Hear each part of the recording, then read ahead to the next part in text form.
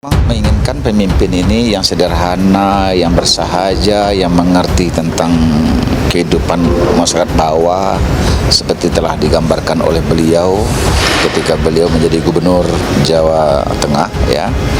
Setiap kejadian, setiap penderitaan rakyat dia datangin, pasar-pasar dan sebagainya. Pak Ganjar Pranowo memiliki rekam jejak yang baik, yang bersih kan, dan beliau juga sangat pro terhadap kebijakan perempuan. Sampai-sampai Menteri Pemberdayaan Perempuan dan Perlindungan Anak memberikan pujian kepada Pak Ganjar selaku Gubernur Jateng atas keberpihakan Pak Ganjar terhadap perempuan anak. Mudah-mudahan dengan ijtima yang ada ini lahirlah sebuah keputusan bersama yang dipikul oleh bersama untuk kepentingan bersama pula, sehingga dengan demikian kita menjadi negeri yang lebih kuat. Pertama, menurut kami Pak Ganjar ini memiliki pengalaman di bidang birokrasi pemerintahan yang cukup. Kemudian juga Bapak Ganjar juga mengenai komunikasi sangat baik, khususnya bagi para santri. Kemudian juga Bapak Ganjar juga bersih dari korupsi. Kemudian juga peduli dengan nasib para santri. Kedewan Muslimin di Kabupaten Lombok Barat sangat mendukung kiprah beliau karena kami melihat dari rekam jejak beliau layak dan untuk menjadi Presiden Republik Indonesia. Harapan kedepannya semua masyarakat NTB bisa memilih figur Pak Ganjar Pranowo. Buya Zainal MS dan sejumlah tokoh beri dukungan kepada Ganjar Pranowo. Buya Zainal MS dan sejumlah tokoh memberi dukungan pada Gubernur Jawa Tengah Ganjar Pranowo. Dukungan tersebut diberikan dalam acara bertajuk Istighosah Kebangsaan dan doa bersama di Auditorium Makatul M. Karomah, UPT Asrama Haji Kota Tengah, Kota Padang. Dalam pidatonya ia mengklaim Ganjar Pranowo merupakan pemimpin moderat yang mengedepankan peran ulama dalam setiap program yang digagasnya di Jawa Tengah. Beliau sangat memperhatikan ulama, meminta pendapat para ulama, bekerja sama dengan pemerintah. Beliau mencari solusi-solusi dalam membangun bangsa. Kemudian, kalau diperhatikan, Pak Ganjar itu merakyat sekali dan peduli nasib rakyat, kata Buya Zainal usai deklarasi.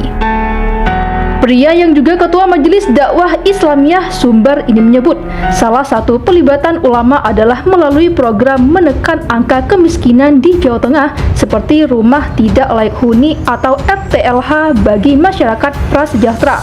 Hingga saat ini, lebih dari 1 juta rumah telah direnovasi. Sepanjang 2022, sebanyak 1.195 unit rumah warga ditarget masuk dalam program tersebut. Agar tidak membebankan anggaran daerah atau APBD, upaya pengentasan kemiskinan dilakukan Ganjar melalui dana zakat aparatur sipil negara atau ASN Pemprov Jawa Tengah bekerjasama dengan Basnas Jawa Tengah dan berhasil mendapat 57 miliar rupiah dari penghimpunan zakat.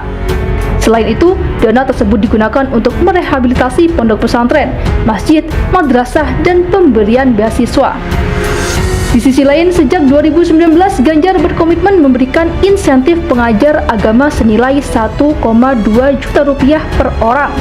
Sebagai wujud perhatian Pemprov Jawa Tengah meningkatkan kesejahteraan guru agama di madrasah diniyah, pondok pesantren, taman pendidikan Quran, sekolah minggu Kristen atau Katolik, Pasraman Hindu, dan Vijalaya Buddha.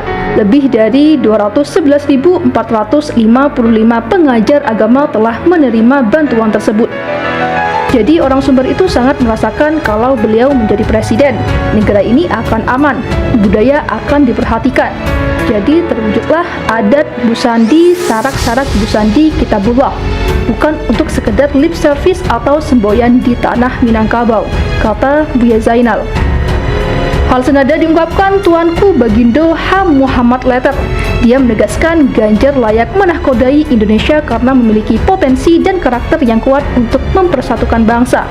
Buya Bagindo Letter menyebutkan slogan Tuanku ya rakyat, jabatan cuma mandat, ini menjadi tolak ukur bahwa Ganjar pemimpin yang punya moralitas tinggi. Pak Ganjar adalah sosok yang diharapkan oleh bangsa dan punya potensi yang sangat layak menjadi RI 1. Beliau punya etika, punya ilmu pengetahuan, ramah tamah, santun. Ini sangat perlu di negara kita saat ini, kata Buya Bagindo Letter. Sementara itu, dukungan terhadap bakal calon presiden lainnya juga mengemuka di Sumatera Barat. Beberapa bakal calon presiden yang dapat dukungan besar adalah mantan Gubernur DKI Jakarta Anies Baswedan dan Ketua Umum DPP Partai Demokrat Agus Harimurti Yudhoyono. Sebelumnya, pengamat politik dari Universitas Andalas, Asrinaldi, menyebutkan pemilih Prabowo di Sumatera Barat akan berpindah sehubung deklarasi Anies Baswedan sebagai calon presiden 2024 dari Partai Nasdem.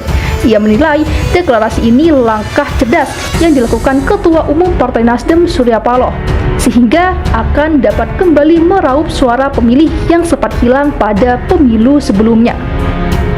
Sebelumnya juga Ketua DPD Partai Demokrat Sumbar, Mulyadi, DPD Demokrat Sumbar bersama 32 DPD lainnya satu suara mendukung AHY menjadi kontestan di Pilpres 2024.